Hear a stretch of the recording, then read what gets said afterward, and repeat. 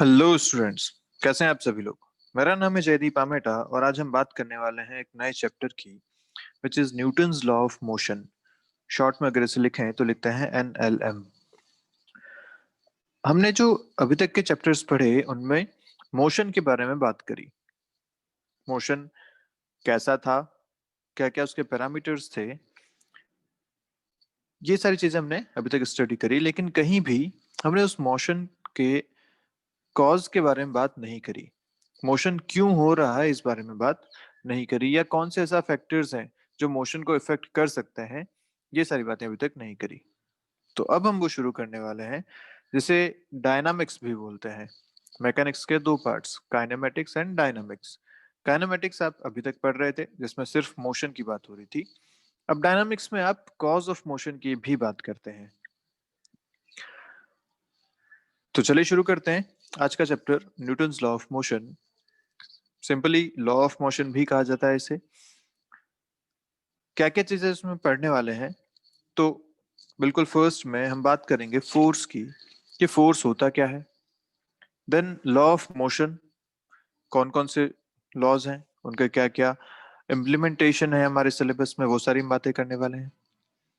उसके बाद बात करेंगे मोमेंटम की और इम्पल्स की, उन पे बेस्ड कुछ क्वेश्चंस भी करेंगे। ठीक है, तो चलिए शुरू करते हैं। सबसे पहले देखते हैं फोर्स। पहले ऐसा माना जाता था कि किसी भी ऑब्जेक्ट को अगर एक कंटिन्यूअस मोशन चाहिए तो उसे एक कंटिन्यूअस फोर्स भी देना पड़ेगा, तभी वो मोशन लगातार एक तभी वो ऑब्जेक्ट एक लगातार मोशन में रह पाएगा। और ये तो आप भी आज भी देखते हो ना। जैसे आप किसी ऑब्जेक्ट को, लेट्स ले आपने फर्श पे स्लाइड किया, आपने ग्राउंड पे उसको स्लाइड किया, तो आपने एक इनिशियल वेलोसिटी दे दी और स्लाइड कर दिया। अब वो थोड़ी देर बाद जाके रुक जाएगा, ऐसा। तो आपने कोई फोर्स तो उस पर लगातार तो नहीं लगाया, आपने बस शुरू में उसको एक वेलोसिटी दे दी थी। तो इसका मतलब क्या ये बात सही है कि आपको एक फोर्स हमेशा लगाना पड़ेगा उसको अगर कंटिन्यूअस मोशन में चाहिए तो? सोचो जरा सा। या फिर ये कि आप यहाँ कुछ मिस कर रहे हैं, यहाँ पे आप फ्रिक्शन फोर्स को मिस कर रहे हैं। फ्रिक्शन वो फोर्स जो इस मोशन को अपोज कर रहा है, जो आपने इसको वेलोसिटी दी है उसको अपोज कर रहा है, उस वजह से वो रुक गया। तो हुआ क्या, एक फोर्स वहां था जिस पे आपने ध्यान नहीं दिया, उस फोर्स ने उसके मोशन को चेंज किया। आपने उसको एक इनिशियल वेलोसिटी दी थी, अगर उस पर कोई फोर्स नहीं होता, कोई अपोजिंग फोर्स भी नहीं होता, कोई सपोर्टिव फोर्स भी नहीं होता, तो वो उसी वेलोसिटी से उस स्ट्रेट लाइन में चलता रहता, लगातार वो स्लाइड करता रहता आगे तक। लेकिन बिकॉज ऑफ फ्रिक्शन वो रुक गया, तो एक एक्सटर्नल फोर्स ने उसके मोशन को चेंज किया। तो फोर्स एक वो इफेक्ट है जो किसी मोशन को चेंज करने की कैपेबिलिटी रखता है। या फिर ऐसा मैं बोलूं कि एक ऑब्जेक्ट रेस्ट पे पड़ा था, अगर उसे मुझे चलाना है तो क्या मुझे उसे पुश या पुल करना पड़ेगा? यस। तो फोर्स वो एक पुश या पुल है जो किसी ऑब्जेक्ट को रेस्ट से चला सकता है, या टेंडेंसी उसको दे सकता है चलने की। मतलब आप ये सोचिए कि आपके सामने एक हैवी ऑब्जेक्ट रखा हुआ है, आप उसे पुश कर रहे हैं लेकिन वो अपनी जगह से मूव नहीं कर रहा। पर इसका मतलब ये तो नहीं है ना कि आप फोर्स नहीं लगा रहे, आप फोर्स तो लगा रहे हैं, पर वो अपनी पोजीशन से चेंज नहीं हुआ। इसका मतलब फोर्स वो एक इफेक्ट है जो किसी रेस्ट में रखे हुए ऑब्जेक्ट को मोशन दे सकता है, या टेंडेंसी ऑफ मोशन वहां क्रिएट कर सकता है। पहली बात। दूसरी बात, किसी चलते हुए ऑब्जेक्ट को रोक सकता है या रोकने की कोशिश कर सकता है। जैसे एक छोटा ऑब्जेक्ट अगर आप चल रहा है और आप उसके उस पर अपोजिंग फोर्स लगाते हैं तो वो रुक जाएगा। लेकिन मान लीजिए एक बड़ा ऑब्जेक्ट चल रहा है, आप उस पर अपोजिंग फोर्स लगाने की कोशिश कर रहे हैं, तो हो सकता है वो ना रुके। तो फोर्स की दो बातें हमने करी। पहला, रेस्ट से मोशन दे सकता है या टेंडेंसी दे सकता है। ऐसे ही मोशन से रेस्ट कर सकता है या टेंडेंसी ऐसा कर सकता है। तीसरी बात डायरेक्शन की भी होती है, कि चलते हुए ऑब्जेक्ट की डायरेक्शन चेंज कर सकता है।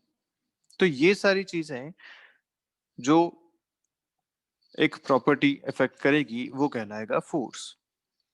तो फोर्स पुश या पुल से हम लगाते हैं अगर देखना हो तो। ठीक है, अब फोर्स किस किस टाइप के होते हैं इस बारे में बात करते हैं जल्दी से। पहले अपन ने जो लिखा उसको जल्दी से समराइज कर लेते हैं। पुश या पुल, ठीक है। पहली बात, रेस्ट से मोशन कर भी सकता है और टेंडेंसी भी हो सकती है। मोशन से रेस्ट भी हो सकता है, डायरेक्शन चेंज कर सकता है, और एक बात और कि डिफॉर्म भी कर सकता है। भाई आप कोई एक ऐसा ऑब्जेक्ट लीजिए, मान लीजिए अपना इरेजर ले लिया आपने और उसे आपने कंप्रेस किया दोनों तरफ से, उस पर फोर्स लगाया, तो क्या उसकी साइज में चेंज हुआ, उसकी शेप में चेंज हुआ? बिल्कुल हुआ। तो फोर्स डिफॉर्म भी कर सकता है, मोशन में भी चेंजेस कर सकता है। क्लियर है बात यहाँ तक? अब फोर्स कौन कौन से टाइप के हो सकते हैं जो हमें यहाँ पे पढ़ने हैं? तो दो टाइप के फोर्स हम बात करेंगे। एक होते हैं कॉन्टेक्ट फोर्स, दूसरे होते हैं फील्ड फोर्स। तो कॉन्टेक्ट फोर्स नाम से समझ में आता है कि ऐसे फोर्स जो दो ऑब्जेक्ट्स के बीच में लग रहे हैं, और कब लग रहे हैं? जब उन दो ऑब्जेक्ट्स के बीच में या दो सरफेसेस के बीच में कांटेक्ट है। तो जब दो सरफेसेस कांटेक्ट में रहेंगी, कांटेक्ट फोर्स एक्ट करेंगे। और ऐसे फोर्स कौन कौन से हो सकते हैं? तो ऐसे फोर्स होते हैं normal force, friction force, tension force, spring force, या इलास्टिक फोर्स भी इसे कहते हैं, स्प्रिंग फोर्स। ये सारी चीजें जो हैं ये कांटेक्ट फोर्स हैं। मतलब इसमें अगर फोर्स अप्लाई करना है एक ऑब्जेक्ट पे तो कांटेक्ट होना जरूरी है। जैसे आप पुश या पुल करेंगे, तो या तो आप अपने हाथों से उस पे पुश करेंगे उसे, या फिर रस्सी बांध के उसे पुल करेंगे। तो जब पुश कर रहे हैं, उस आपके पूरे हाथ उस ऑब्जेक्ट पे आपने लगा रखे हैं, तो उस टाइम पे जो फोर्स लगा वो कहलाएगा नॉर्मल फोर्स। पूरा हाथ आपके कांटेक्ट में है। जब आप उसे रस्सी बांध के पुल कर रहे हैं तो वो टेंशन फोर्स कहलाता है। एक स्ट्रिंग में, रस्सी में या रोप में टेंशन फोर्स होता है। यही अगर आप एक स्प्रिंग पे फोर्स लगाते हैं, लेट्स से आपने स्प्रिंग बैलेंस अगर देखा है, या आप किसी ऑब्जेक्ट पे स्प्रिंग बांध के दूसरी तरफ से आप उसे पुल कर रहे हैं, तो स्प्रिंग फोर्स उसमें जनरेट होगा। और चौथा फ्रिक्शन फोर्स, जो दो सरफेसेस के बीच में अगर रिलेटिव मोशन की टेंडेंसी है तो उस पे लगता है। तो जैसे आप अपने हाथों को आपस में रब करेंगे, तो आप देखेंगे कि थोड़ी देर में हाथ आपके गर्म हो गए। ऐसा क्यों? क्योंकि वहां फ्रिक्शन फोर्स है। और जब हम आगे बात करेंगे एनर्जी की, तो हम ये भी देखेंगे कि किसी फोर्स की वजह से एनर्जी भी प्रोड्यूस हो सकती है। फ्रिक्शन फोर्स वही करता है, उसकी वजह से आपके हाथ गर्म फील होते हैं। तो फ्रिक्शन भी एक काइंड ऑफ फोर्स है। ये चार फोर्सेस हम इसमें बात करने वाले हैं। दूसरे जो फील्ड फोर्सेस हैं, वो ऐसे फोर्सेस हैं जिसमें डायरेक्ट कांटेक्ट की जरूरत नहीं होती। जैसे लिखता हूं ग्रेविटेशनल फोर्स। अब इसमें आप अभी तक ये बात कर रहे थे कि भाई फ्री फॉल मोशन, हमने जब मोशन इन 1D में पढ़ा था, projectile motion motion in 2D में पढ़ा, तो हमने बोला कि अर्थ जो है वो अपनी तरफ एक अट्रैक्टिव फोर्स अप्लाई करती है हर ऑब्जेक्ट पे, जिसे हम ग्रेविटेशनल फोर्स कहते हैं। तो क्या उसमें कांटेक्ट होना जरूरी है क्या, अर्थ का और ऑब्जेक्ट का? नहीं। भाई आपने एक ऑब्जेक्ट को ऊपर की तरफ उछाला, तो अब ग्राउंड से कांटेक्ट तो है नहीं उसका, वो अभी तो हवा में है। लेकिन क्या उस पर फोर्स लग रहा है? बिल्कुल लग रहा है, तभी तो फिर से नीचे आया। तो ऐसे फोर्सेस जिनमें कोई डायरेक्ट कांटेक्ट की जरूरत नहीं होती, ऐसे फोर्सेस को कहते हैं फील्ड फोर्स। तो एक ग्रेविटेशनल फोर्स हो गया जो मासेस के बीच में लगता है। दो मास अगर रखे हुए हैं तो उनके बीच में हमेशा ग्रेविटेशनल फोर्स होगा। आगे पूरा चैप्टर इसके बारे में बात करेंगे। ऐसे ही इसमें जो और फोर्सेस होते हैं वो होते हैं इलेक्ट्रोमैग्नेटिक फोर्सेस। लिख देता हूं मैं से, इलेक्ट्रोमैग्नेटिक फोर्सेस। अभी इलेक्ट्रोमैग्नेटिक फोर्सेस आपके 12th का जो पूरा पोर्शन रहेगा उसमें से आधा पोर्शन तो यही है इलेक्ट्रोमैग्नेटिज्म का। तो इलेक्ट्रोमैग्नेटिक फोर्सेस में दो चार्जेस के बीच में लगने वाले फोर्स, या मैग्नेट्स के बीच में लगने वाले फोर्स, या करंट और मैग्नेट के बीच में लगने वाले फोर्स, इस टाइप के जो फोर्सेस बनेंगे, जो रिलेशंस बनेंगे, वो सारे फोर्सेस इलेक्ट्रोमैग्नेटिक फोर्स में आएंगे। और ये सारे भी फील्ड फोर्सेस कहलाते हैं। ठीक है। तो आई गेस आपको फोर्स का कॉन्सेप्ट पूरा क्लियर है। किस किस टाइप के होते हैं और फोर्स का काम क्या है। चलिए आगे बढ़ते हैं, बात करते हैं न्यूटन्स लॉज ऑफ मोशन की, कि भाई न्यूटन साहब क्या बोल के गए लॉज ऑफ मोशन के बारे में। ठीक है, तो इनके तीन लॉज हैं, first law, second law and third law. तो हम बात करते हैं फर्स्ट लॉ।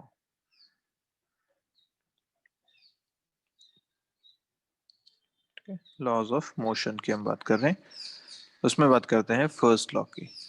किसने दिए थे? न्यूटन ने। तो फर्स्ट लॉ क्या कहता है?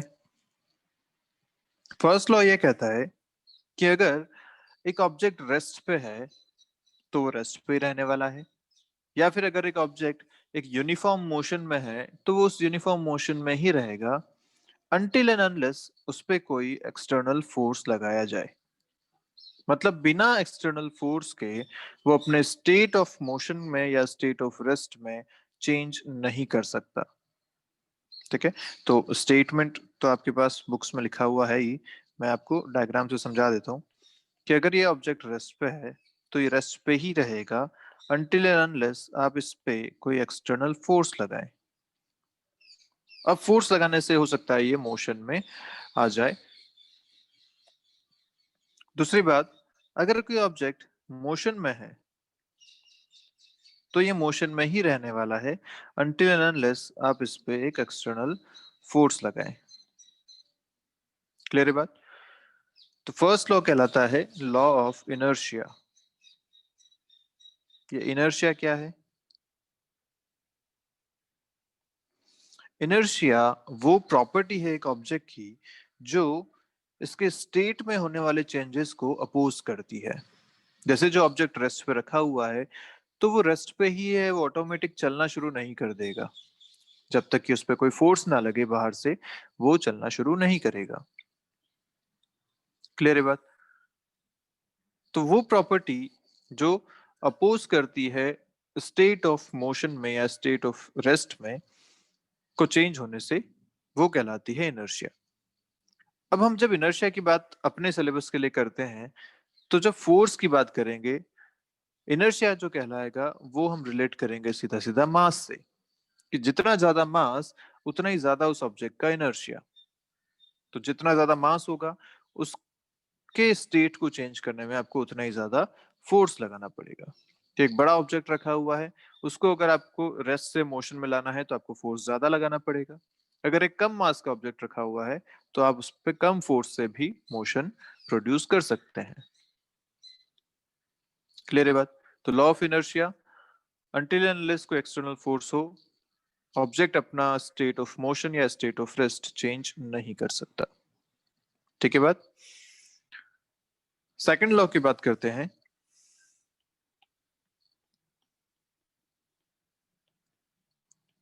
ये बहुत ही इंपॉर्टेंट लॉ है और इस पे बेस्ड बहुत सारे क्वेश्चन भी बनते हैं, बहुत ज्यादा इंपॉर्टेंट है ये। सेकंड लॉ क्या कहता है? Rate of change of linear momentum, statement बता देता हूं पहले। Rate of change of linear momentum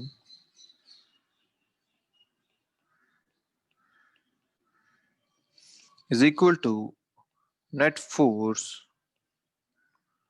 applied on the body।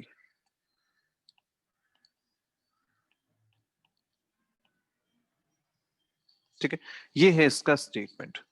Rate of change of linear momentum is equal to net force applied on the body. ये linear momentum क्या है? What is linear momentum? तो momentum एक property है जिसको define किया गया motion को समझने के लिए। अब भाई ऐसा है कि सिर्फ अगर वेलोसिटी की बात करें तो आप सोचिए कि एक साइकिल अगर चल रही है और एक ट्रक अगर चल रहा है, दोनों सेम स्पीड से चल रहे हैं। ठीक है, किसको रोकना आसान होगा? आप खड़े खड़े साइकिल को रोक सकते हैं, बिल्कुल। आप थोड़ा फोर्स लगाएंगे अपोजिट डायरेक्शन में साइकिल के मोशन के, आप उसे रोक पाएंगे, कोई खास बात नहीं है। लेकिन सोचिए क्या उतने ही फोर्स से आप उस ट्रक को रोक पाएंगे? बिल्कुल नहीं, है ना? तो सिर्फ वेलोसिटी से आप मोशन का अनुमान नहीं लगा सकते, इसलिए एक नई प्रॉपर्टी डिफाइन की गई momentum.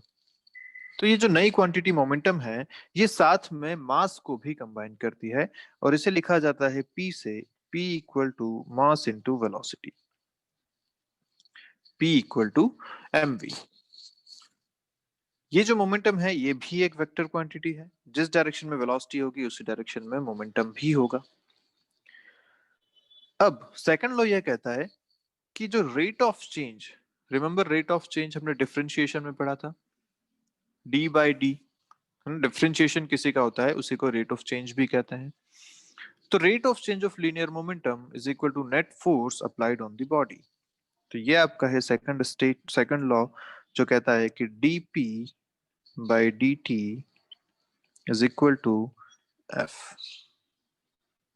This is the equation for second law, Newton second law. ठीक है, अब यहाँ पे थोड़ा सा अगर और देखें इसे, तो p की जगह मैं mv रखता हूं, तो मैं लिखूंगा f equal to d by D T of mass into velocity.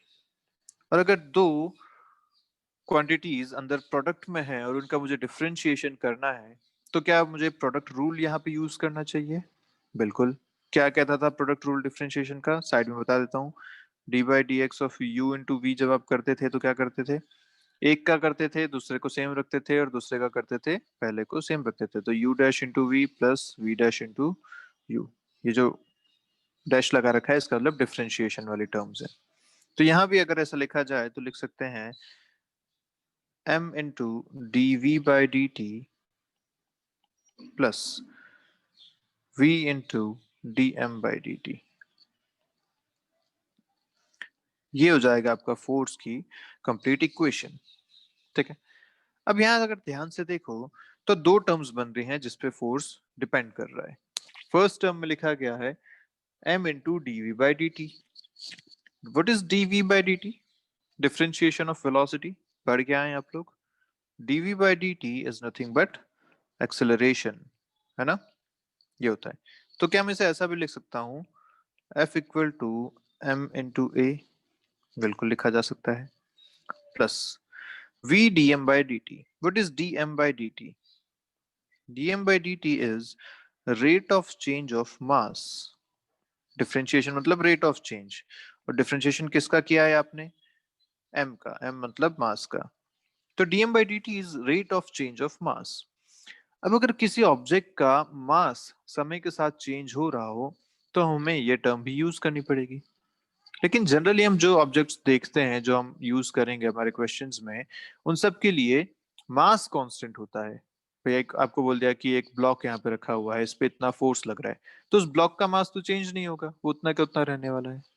तो कई बार हमारे पास केसेस ऐसे आते हैं जिसमें dm by dt जीरो होता है, और जब ऐसा होता है, क्योंकि मास कांस्टेंट मतलब dm by dt zero, constant का डिफरेंशिएशन जीरो, तो जब dm by dt जीरो हो जाएगा तो क्या ये इक्वेशन सिर्फ इतनी ही बच जाएगी, f equal to M I? Yes. और ये कब वैलिड है? When mass of the object is constant. जब ऐसा है तो आप सीधा सीधा f equal to M A भी यूज कर सकते हैं। तो कई बार गलती ये होती है कि हम, आपने एफ इक्वल टू में पहले भी पढ़ा हुआ है, तो सेकंड लॉ ऑफ, ये न्यूटन सेकंड लॉ जो आप बात करते हैं, तो आप सीधा सीधा क्या कह देते हैं कि एफ इक्वल टू एम है। नहीं, वो गलत है, वो अधूरा है। पूरा स्टेटमेंट क्या है? Rate of change of momentum is force, मतलब F equal to D P by D T, ये आपका सही स्टेटमेंट है। और यहां से आपने डिराइव किया है F equal to M A with the condition कि mass of the object is constant. अगर ऐसा नहीं है तो आपको ये पूरा एक्सप्रेशन यूज करना पड़ेगा with DM by D T.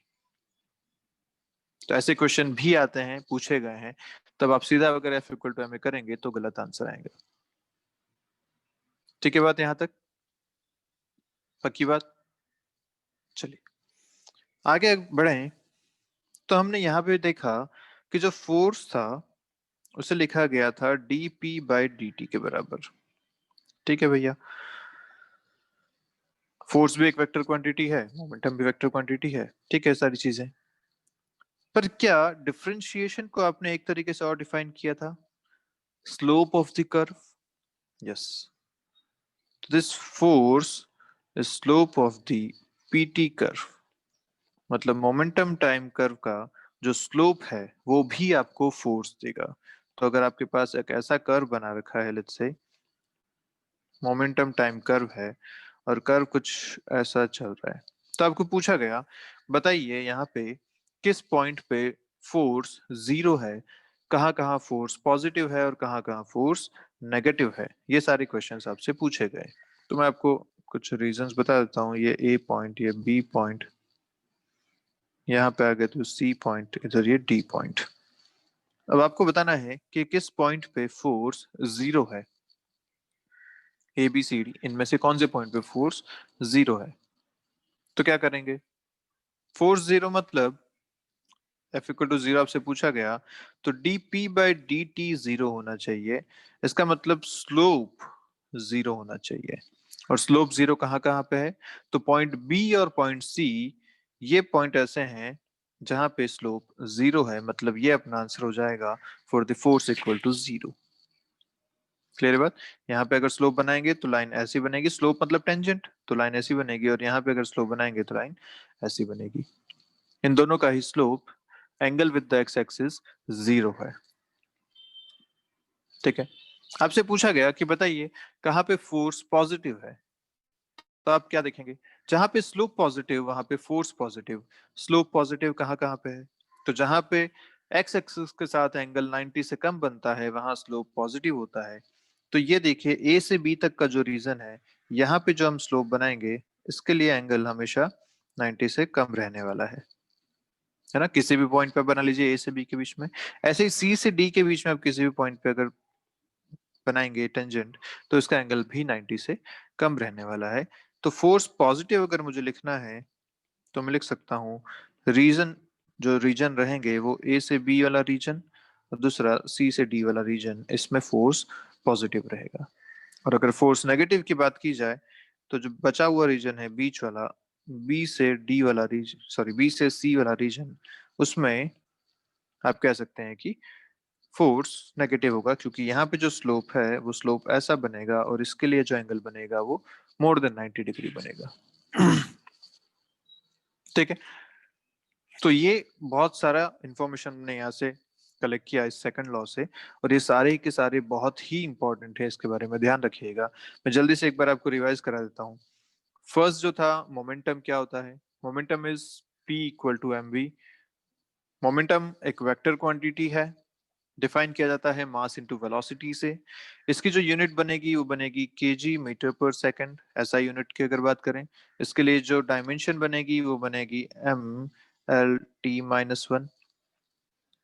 ठीक है। जिस डायरेक्शन में वेलोसिटी उसी डायरेक्शन में मोमेंटम, क्योंकि सीधा सीधा एक ही एक वेक्टर ही दोनों तरफ है। सेकंड चीज हमने बात करी सेकंड लॉ की, क्या कहता है कि net force is equal to DP by D T, और यहां बात करी हमने नेट फोर्स की। तो नेट फोर्स मतलब जितने भी फोर्सेस उस ऑब्जेक्ट पे लग रहे हैं उन सब का सम करके अगर एक फोर्स निकाला जाए, भाई फोर्स वेक्टर क्वांटिटी है, वेक्टर्स का सम करके हम रिजल्टेंट निकाल सकते हैं। तो जो नेट फोर्स आएगा उन सब का सम करके वो इक्वल है डीपी बाय डी के।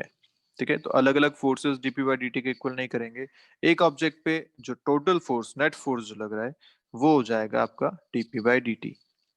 ठीक है। dp by dt is rate of change of momentum, momentum की जगह एम वी रखेंगे तो हमें यहाँ से दो फैक्टर्स मिलते हैं, एक M D V by D T वाला, दूसरा V D M by D T वाला। M D V by D T is nothing but M A. V D M by D T use करना है अगर मास वेरिएबल है, अगर मास कांस्टेंट है तो ये फैक्टर जीरो हो जाएगा, आपके पास जो नेट बच के आएगा वो आएगा F equal to M A. F equal to M A use करने की कंडीशन मास कांस्टेंट होना चाहिए, अगर वेरिएबल है तो आपको डीएम बाई डी वाला भी यूज करना पड़ेगा। ठीक है। फोर्स और कैसे निकाला जा सकता है, तो स्लोप ऑफ पीटी कर्व से भी फोर्स देखा जा सकता है। तो अगर आपको ग्राफ दे रखा है पीटी कर्व का, मोमेंटम टाइम कर्व का, तो आप उसका स्लोप देख के भी फोर्स निकाल सकते हैं। ठीक है, यहाँ तक सारी बात। चलिए, बहुत बढ़िया, आगे बढ़ते हैं। बात करते हैं न्यूटन्स थर्ड लॉ की। थर्ड लॉ जो कहता है वो क्या कहता है?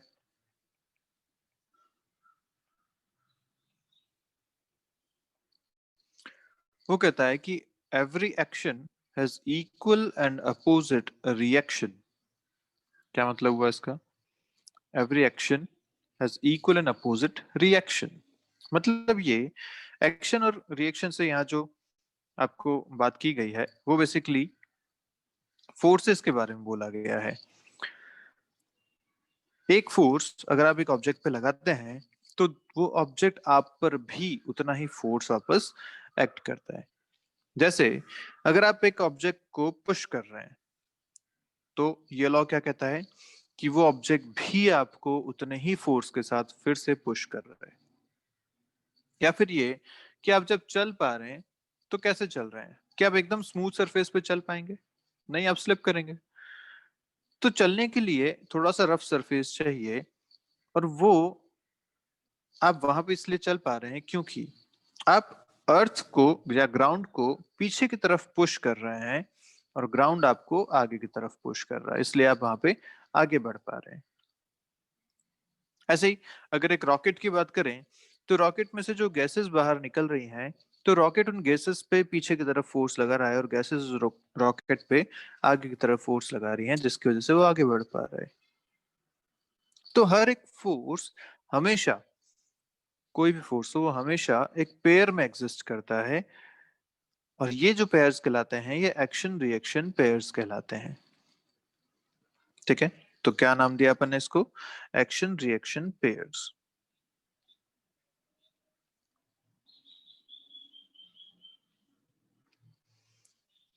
तो जैसे अगर बात की जाए कि एक ऑब्जेक्ट है, इस पे आप लेट्स से इस तरफ इसे आप पुश कर रहे हैं, आप यहाँ खड़े हैं और इसे आप इस तरफ पुश कर रहे हैं। ठीक है,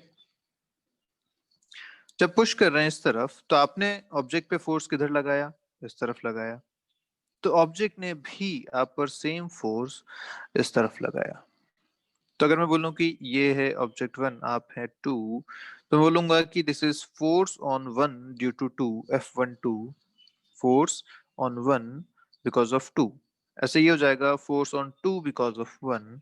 तो मैं लिख सकता हूं कि इन दोनों का जो रिलेशन है वेक्टर फॉर्म में वो है ये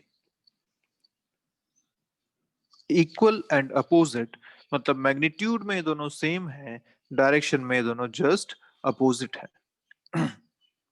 तो ये है न्यूटन्स थर्ड लॉ, जो कहता है कि हर एक फोर्स का या हर एक एक्शन का एक इक्वल एंड अपोजिट रिएक्शन भी अवेलेबल होगा।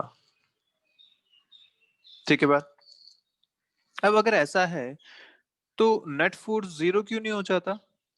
भाई अगर ऑब्जेक्ट वन की बात करूं तो एक्शन भी है रिएक्शन भी है, तो नेट फोर्स तो जीरो हो जाना चाहिए इस पे। फिर तो ऐसा है तो हर एक ऑब्जेक्ट पे नेट फोर्स जीरो हो जाएगा, क्योंकि सबके पास एक्शन रिएक्शन है। नहीं। क्यों? क्योंकि हमने गलती कहाँ की समझने में इसे? गलती ये की जो एक्शन रिएक्शन फोर्स लगते हैं वो हमेशा दो अलग अलग ऑब्जेक्ट्स पे लगते हैं। तो आप मान लीजिए ऑब्जेक्ट वन पे अगर आपने फोर्स लगाया तो उसे एक्शन बोला, ऑब्जेक्ट टू पे जो फोर्स लगा मतलब आप पे जो फोर्स लगा वो रिएक्शन था। तो दोनों फोर्सेस अलग अलग बॉडी पे लगे, एक उस ब्लॉक पे लगा जिसको आपने एक्शन बोला, रिएक्शन आप पे लगा।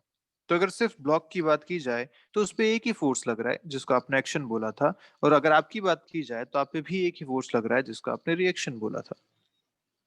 तो ध्यान रखिएगा कि एक्शन रिएक्शन पेयर जो हैं वो हमेशा डिफरेंट बॉडीज पैक करते हैं, सेम बॉडी पैक नहीं करते।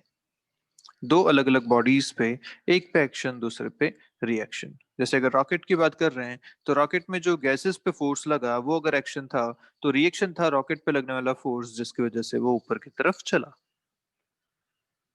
या अगर आप ग्राउंड और अपने पैरों की बात करते हैं तो आपने ग्राउंड पे पीछे की तरफ फोर्स लगाया, वो अगर एक्शन है तो ग्राउंड ने आपके ऊपर फोर्स लगाया जो कि रिएक्शन है और जिसकी वजह से आप आगे चल पाए।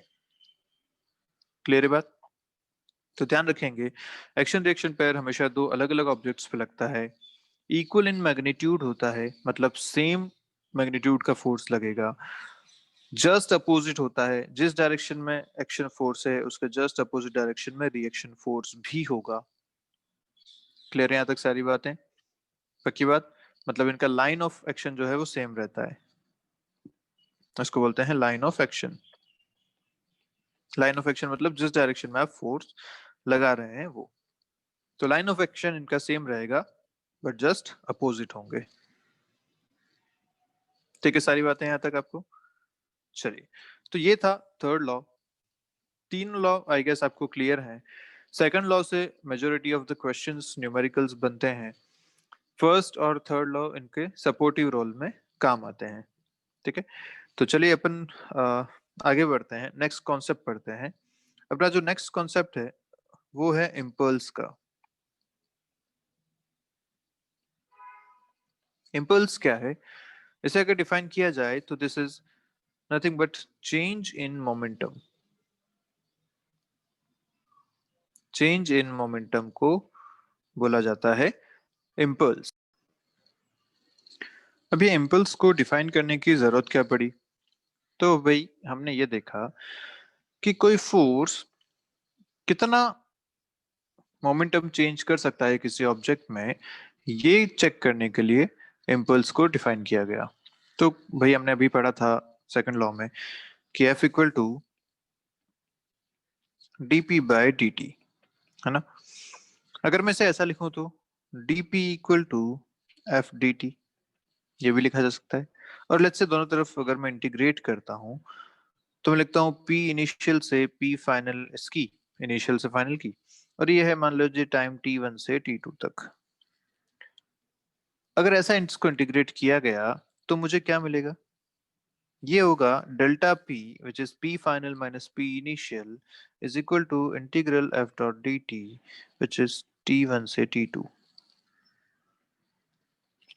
अब यहाँ पे आप देख पा रहे हैं कि फोर्स और टाइम इन दोनों पे डिपेंड करता है कि चेंज इन मोमेंटम कितना है।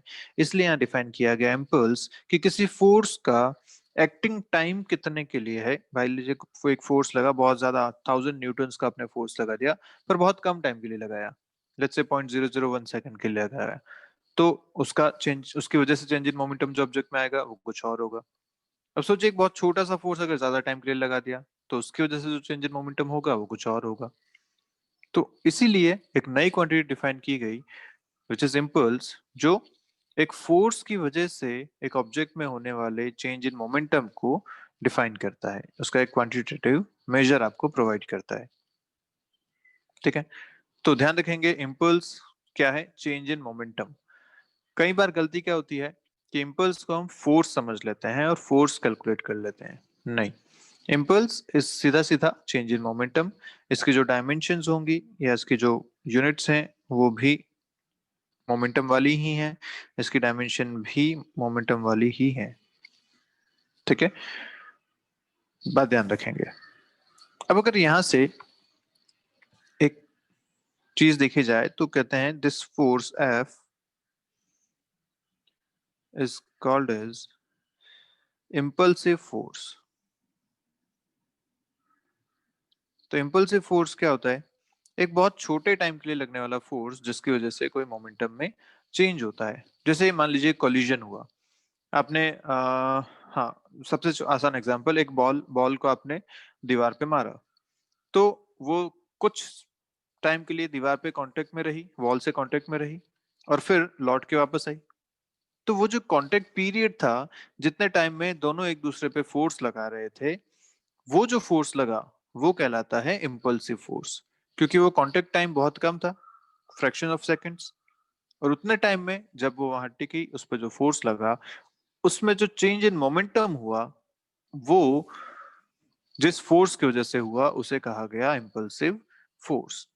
तो ध्यान रखिए यहाँ दो क्वांटिटीज हैं। इम्पल्स अगर आपसे पूछा जाता है तो आप सीधा सीधा चेंज इन मोमेंटम लिखेंगे। अगर आपसे इम्पल्सिव फोर्स पूछा जाता है तो उसके लिए आपको टाइम की भी जरूरत पड़ेगी। हम देख पा रहे हैं इस इक्वेशन से कि अगर आपको टाइम पता है, आपको चेंज इन मोमेंटम पता है, तो आप फोर्स भी निकाल सकते हैं। चेंज इन मोमेंटम कैसे निकाल सकते हैं? P final minus P initial. अगर आपको मास और वेलोसिटी पता है दोनों, तो आप इनिशियल और फाइनल मोमेंटम कैलकुलेट कर सकते हैं। ठीक है, तो जैसे एक क्वेश्चन करते हैं जल्दी से। क्वेश्चन ऐसा दे रखा है आपको कि एक क्रैश टेस्ट हो रहा है कार का, ठीक है, उसमें सामने एक वॉल है, यहाँ पे कार इस तरफ से आ रही है।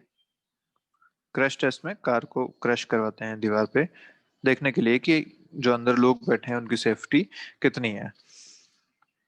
इसकी जो इनिशियल वेलोसिटी आपको दे रखी है वो आपको दे रखी है minus let's say 15 i cap, -15 i cap। और जो आफ्टर कोलिजन वेलोसिटी है वो आपको दे रखी है 5 i cap। मतलब जब जा रही है, ये एक्स एक्सिस है, ये वाई एक्सिस है, ऐसा दे रखा है। तो जब जा रही है तो इस डायरेक्शन में जा रही है विद 15 मीटर पर सेकेंड, और जब टकराने के बाद वापस लौटी तो लौटी 5 की स्पीड से। ठीक है, टकराने के बाद इसकी स्पीड कम हो गई। इसका जो मास आपको दे रखा है वो आपको दे रखा है 1500 kgs। आपसे पूछा गया कि बताइए इसका इम्पल्स क्या है। इम्पल्स ड्यू टू कोलिजन क्या है? तो इम्पल्स ड्यू टू कोलिजन मतलब आपसे पूछा गया कि कोलिजन की वजह से इसके मोमेंटम में कितना चेंज हुआ। ठीक है, तो इम्पल्स को लिखा जाता है आई से is equal to delta P which is nothing but P final minus P initial. P final अगर लिखना है, मोमेंटम हमें पता है होता है एम वी के बराबर। तो अगर यहाँ से फाइनल इस मोमेंटम लिखना है तो मैं लिखूंगा m into V final minus V initial. m दोनों के लिए कॉमन आ जाएगा, v final minus v initial.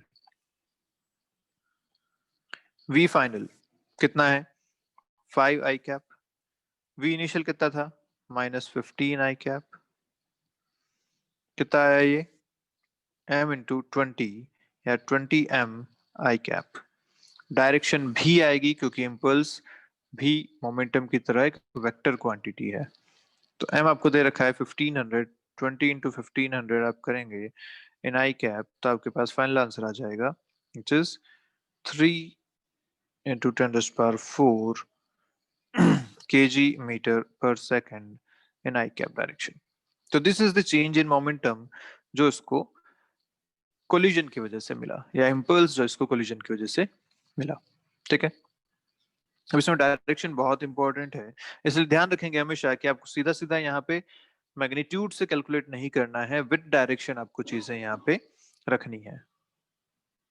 तो जैसे यहाँ पे अगर आप सीधा ले लेते फाइनल वेलोसिटी को 5 और इनिशियल को 15, आपका आंसर यहाँ से गलत आता।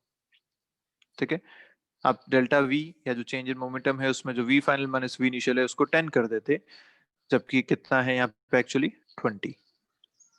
तो ध्यान रखिएगा हमेशा डायरेक्शन बहुत इंपॉर्टेंट है, इसलिए जब भी आप सॉल्व करें तो कोशिश कीजिए कि इसे वेक्टर फॉर्म में सॉल्व करें या फिर प्लस माइनस का वहां पे ध्यान रखें।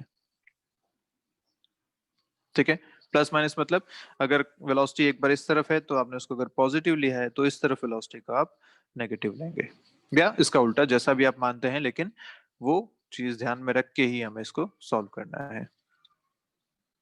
ठीक है, दूसरी बात इसमें बोला गया कि ये जो कोलिजन का टाइम था, कोलिजन टाइम या जिसे कांटेक्ट टाइम भी कहते हैं, वो लेट्स से था 0.15 सेकेंड्स। इतनी देर के लिए वो कोलिजन हुआ, मतलब वॉल और कार इतनी देर के लिए आपस में कांटेक्ट में रही।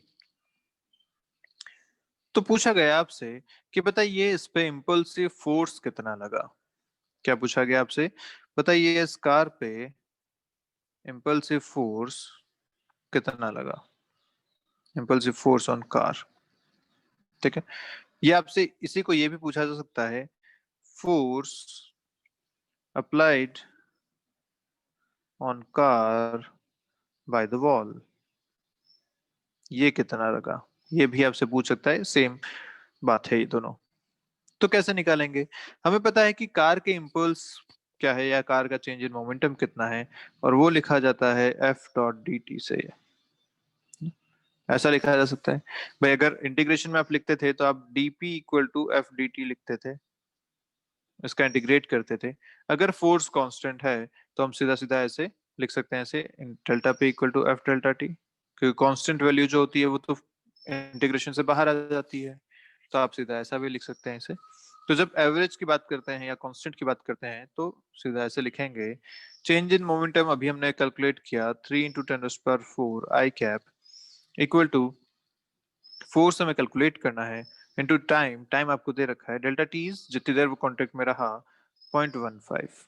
यहाँ से अगर हम आंसर देखें तो फोर्स आपको मिलता है 3 × 10⁻⁴ डिवाइडेड बाय 15 × 10⁻⁻² आई कैप। इसे अगर सॉल्व करेंगे तो ये आएगा आपके पास 2 × 10⁵ Newton's in I cap direction. ठीक है, तो फोर्स भी वेक्टर क्वांटिटी है, अगेन आप वेक्टर की टर्म में ही इसे लेके साथ में चलेंगे। और देखिए आप यहाँ से इसको विजुअलाइज भी कर सकते हैं कि भाई जा रही थी ये टुवर्ड्स लेफ्ट, है ना, टकराने के बाद ये चलेगी इस डायरेक्शन में, this will be V final, this is V initial. तो अगर इसकी डायरेक्शन में चेंज हुआ है, इसका मतलब इस पे कोई ना कोई फोर्स लगा है, और वो दिख भी रहा है कि वॉल से जब कोलिजन हुआ तो वॉल ने इस पे एक फोर्स लगाया। वो फोर्स किस डायरेक्शन में लगाया होगा? भाई जिस डायरेक्शन में इसकी फाइनल वेलोसिटी हो गई होगी, या जिस डायरेक्शन में इसका मोमेंटम चेंज हुआ, उसी डायरेक्शन में तो फोर्स लगेगा।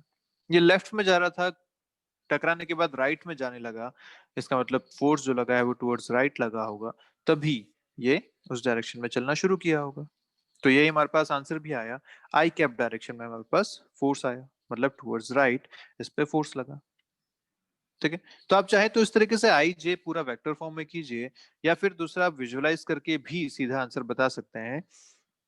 उसके लिए आपको थोड़ी सी प्रैक्टिस करनी पड़ेगी, और दूसरा वेक्टर्स का आपको ध्यान रखना पड़ेगा। ठीक है, डायरेक्शंस का आपको ध्यान रखना पड़ेगा। ठीक है बात। अच्छा, यहाँ पे ये अगर पूछा जाता कि बताइए वॉल पे कितना फोर्स लगा, कार ने वॉल पे कितना फोर्स लगाया, तो क्या करते? क्या just equal and opposite force wall पे भी लगा होगा? यस, क्योंकि हर एक फोर्स पेयर में होता है। अगर एक एक्शन है तो दूसरा रिएक्शन है, तो जितना फोर्स कार पे लगा उसका equal and opposite force wall पे भी लगा होता। ठीक है, तो अगर आपसे पूछा जाता force applied by car on wall, तो आंसर क्या आता? -2 × 10⁵ न्यूटन आई कैप, मतलब माइनस आई कैप की तरफ फोर्स लगता, वॉल पे अपोजिट डायरेक्शन में फोर्स लगता। तो अगर कार पे जो फोर्स लगा है वो इस डायरेक्शन में है, तो वॉल पे जो फोर्स लगेगा वो इस डायरेक्शन में होगा, और इक्वल एंड अपोजिट। क्लियर है बात यहाँ तक आपको सारी? पक्की बात। तो इम्पल्स आप इस तरीके से कैलकुलेट कर सकते हैं। ठीक है, अब इसी में आपसे और क्वेश्चन क्या पूछा जा सकता है, देखिए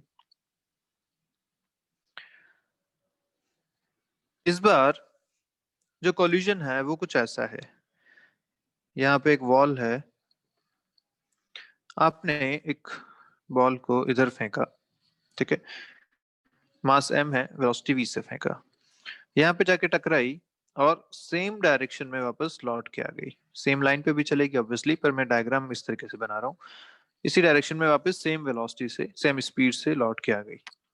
ठीक है, टकराई और सेम स्पीड से वापस चली उसी डायरेक्शन में। पूछा गया बताइए इम्पल्स कितना है, इम्पल्स ऑफ बॉल कितना है? क्या करना चाहिए? इम्पल्स मतलब change in momentum. Change in momentum कैसा होता है? p final minus p initial, this will be the impulse. p final अगर लिखा जाए तो क्या लिखूंगा? m into V. p initial लिखूंगा तो क्या लिखूंगा? m into V. क्या आंसर 0 आ जाएगा? क्या ये बात सही है?